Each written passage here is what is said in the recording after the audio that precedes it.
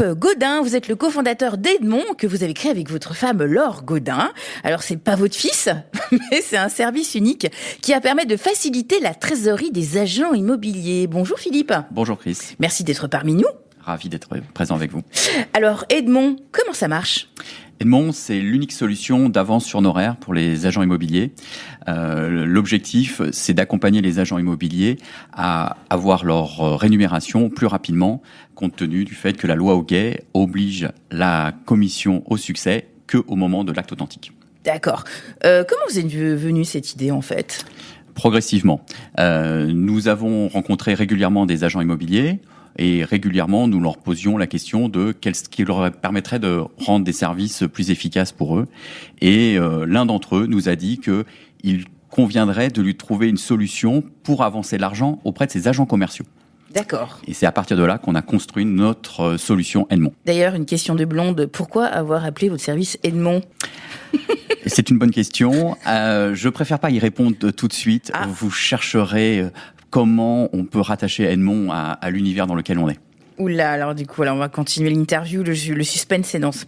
Vous avez rencontré des agents immobiliers et c'est les agents immobiliers qui vous ont donné cette idée ou c'est vous et votre femme parce que vous avez aussi un parcours dans la finance, d'après ce que je sais ? Tout à fait, c'est vrai que l'un et l'autre, on a un parcours dans la banque et dans les fonds d'investissement, donc on a une appétence au secteur financier assez naturelle et effectivement, étant dans l'immobilier, on avait un petit peu cette idée, mais on ne savait pas si vraiment elle pouvait prendre et c'est plus des signaux faibles qu'on a identifiés auprès des agents immobiliers qui a fait qu'on s'est dit qu'il fallait qu'on passe le cap et qu'effectivement on lance cette solution pour vraiment la tester et voir la réalité du marché. Parce que les agents immobiliers en général, une bonne partie vous disent « je n'ai pas de problème de trésorerie ». C'est un petit peu un sujet tabou. Et donc effectivement on a vraiment pris la partie de dire on va lancer cette solution et on va voir le retour. Pourquoi c'est un sujet tabou à votre avis par rapport à toutes les rencontres que vous avez faites avec les agents immobiliers ? Alors, c'est un sujet tabou. Je vais vous dire un petit peu là, quand on faisait des démarches, et on a fait une enquête assez approfondie auprès de plus de 1300 agences au départ, à la fois par un système digital et à la fois par une enquête téléphonique. Et la réponse qu'on avait quand on proposait la solution, en leur disant, on a peut-être une solution pour vous proposer une avance sur honoraires, la réponse c'était de dire, il n'y a que les mauvais agents immobiliers qui ont des problèmes de trésorerie. Ah, c'est quand même dur comme synthèse. Mais c'est exactement la réponse qui a été formulée à plusieurs reprises. C'est-à-dire que pour eux, le principe, c'est un bon agent immobilier, il n'a pas de problème de trésorerie. Il sait gérer sa trésorerie, il met son matelas, et un bon agent immobilier, il a ses ventes régulières. Donc il part de ce principe-là. La réalité, en fait, est tout autre. Oui, parce qu'on peut avoir des ventes régulières, mais on le sait très bien, des fois il y a certaines ventes qui peuvent traîner, ça peut être 6, 8 mois, en fonction de plein des aléas administratifs, aussi des vendeurs ou des acheteurs, des problèmes de financement, bref, tout le monde est au courant, donc c'est quand même dur cette analyse. Oui, mais c'est effectivement je dirais un ressenti en tout cas qui a été donné par les agents immobiliers, et nous effectivement on a passé cette cap et cette barrière, et maintenant qu'on a effectivement officialisé le lancement de Edmond, il y a au moment du salon Rent, au mois de novembre, on s'aperçoit qu'effectivement, que quelles que soient les marques, quel que soit le positionnement de la marque, les agents immobiliers trouvent cette solution tout à fait adaptée, ponctuellement, pas forcément de façon permanente, mais ponctuellement, parce qu'effectivement, comme tu le dis Christ, on se retrouve dans des schémas où des fois les ventes sont 6, 8 ou 9 mois. Nous, l'étude qu'on a faite, c'est qu'effectivement, à minima, entre le moment où l'agent immobilier commence à travailler pour rentrer un mandat et le moment où l'acte authentique est finalisé, rarement on a moins de 9 mois. Oui, tout à fait. Et puis, il faut savoir que d'après une étude de meilleurs agents, lui, le particulier vendeur, le temps qu'il se dise, tiens, je vais vendre mon bien, on est aussi sur une moyenne de 15 mois. Donc, du coup, c'est très, très long, tout ça. Alors, du coup, très bien. Comment ça marche, Edmond ? Parce que moi, je suis agent immobilier, je me dis, bon, allez, je suis convaincu. Comment ça se passe ? Ça coûte cher ? Alors, évidemment, le coût est toujours un vrai sujet. Maintenant, il est toujours relatif, le coût, lorsqu'on a du service, de l'innovation et qu'on propose une solution innovante. Je vais prendre le schéma dans l'inverse. Déjà, comment ça fonctionne ? Ça fonctionne sur le fait que, sur la période où le compromis a été signé, il y a le délai de rétractation de 10 jours. Donc, évidemment, pendant ce temps-là, on ne peut pas financer. Mais à partir du moment où, effectivement, ce délai de rétractation est passé, on peut commencer à étudier la faisabilité de faire cette avance sur une période qui peut aller de 45 à 90 jours, voire 120 jours. Il y a deux grandes parties d'études. Une partie d'études où on étudie classiquement, on va dire, un petit peu quand même la structure, la qualité de la société de l'agent immobilier. Et puis le second point, et c'est là où nous avons effectivement une grande force, c'est qu'on a mis en place un outil qui permet d'analyser les compromis et les éventuels signaux faibles qui feraient que le compromis n'irait pas jusqu'au bout. C'est-à-dire, c'est quoi les signaux faibles que vous pouvez citer ? Alors, je vais prendre un exemple d'un signaux faible où on est à Paris. Dans un schéma de copropriété, il peut y avoir une assemblée générale qui a décidé d'un ravalement d'immeubles, par exemple, juste quelques semaines avant le passage du compromis.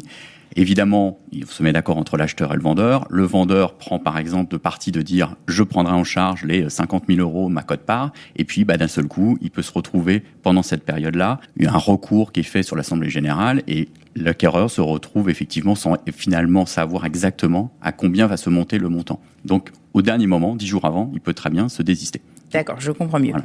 Du coup, bon, j'ai un super dossier, je suis agent immobilier, moi j'ai un super dossier. Comment ça se passe justement vous me donnez les honoraires quand sur quel délai, sous forme de virement bancaire, racontez-moi. Effectivement, on en est encore au stade du virement bancaire et pas en crypto-monnaie. Donc le principe, il est assez simple. Déjà, nous, on met en place un outil de pilotage de trésorerie qui est pratique et ludique et qui permet de enregistrer ses compromis, de suivre sa trésorerie et de pouvoir formuler une demande de financement. Cette demande de financement, en 72 heures, on est capable de vous donner un accord. À partir de cet accord, sous 48 heures, vous avez l'argent qui arrive, sonnante et trébuchante, sur vos comptes bancaires qui a été enregistré. On s'aperçoit que d'avoir des annonces d'honoraires servent pour plusieurs situations. D'après quand on a préparé l'émission, il y en a plusieurs. Est-ce que vous pourriez me les citer? Justement, parce que des fois, comme on dit, il y a certains agents qui vont peut-être utiliser ce service de manière ponctuelle, mais pour des buts très précis. Alors, les deux grandes raisons concernent d'une part le développement commercial d'une agence. Donc ça peut être de la communication, mais ça peut être aussi le fait de lancer une nouvelle agence, un nouveau point de vente. Et effectivement, ça lui permet de pouvoir lancer de façon plus sereine ce nouveau point de vente. Et le second point, hier encore, j'étais avec un directeur de réseau, d'un grand réseau, une direction de grand réseau, c'est pouvoir avancer aussi les honoraires auprès des agents commerciaux. Et pour eux, c'est un véritable, aujourd'hui, outil qui pourra être développé, notamment sur les agents commerciaux qui se lancent et qui, effectivement, eux-mêmes se retrouvent pendant une première année, potentiellement, ou les 18 premiers mois, avec des délais assez longs pour toucher leur début de rémunération. Et donc, le principe, c'est qu'effectivement, ils puissent s'appuyer là-dessus pour pouvoir faire eux-mêmes des avances auprès des agents commerciaux. Et puis, c'est aussi une manière de fidéliser ses collaborateurs. C'est l'objectif des réseaux en question, c'est à la fois de partir du principe que pour les jeunes qui rentrent, ça leur facilite le pied à trier. Et deuxièmement, effectivement, pour les agents commerciaux plus seniors, de pouvoir les fidéliser et les conserver chez eux. Alors du coup, depuis que vous avez lancé cette solution, vous avez dit que quand vous avez enquêté, c'était un petit peu tabou. Maintenant, là, ça commence, mais vous avez un petit peu de recul. Les agents immobiliers comprennent quand même que ce service peut être utile, justement, suite à ces arguments-là, d'avoir de possibilités peut-être de lancer des campagnes de communication, de développer d'autres points de vente, de fidéliser des collaborateurs. Ça y est, ça commence à rentrer, comme on dit?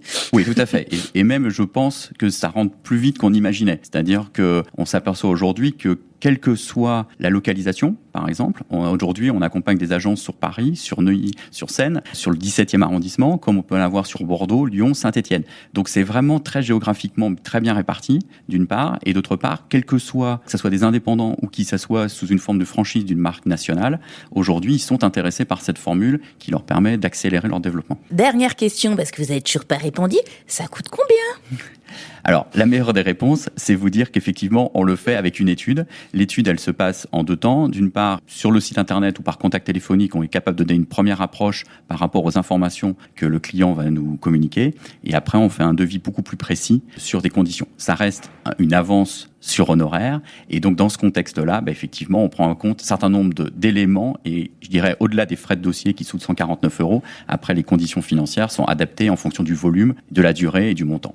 D'accord, mais un exemple. Alors, un exemple. Non, mais là, on a compris, il y a des frais de dossier. D'accord, allez, pour 149 €. Combien ? Un exemple ? Un exemple, pour 20 000 € d'honoraires qui seraient avancés, la fourchette, c'est entre 400 et 500 € pour une durée de 45 à 60 jours. Bon, voilà, c'est toujours, faut toujours parler des exemples, hein, vous savez, quand on parle d'argent.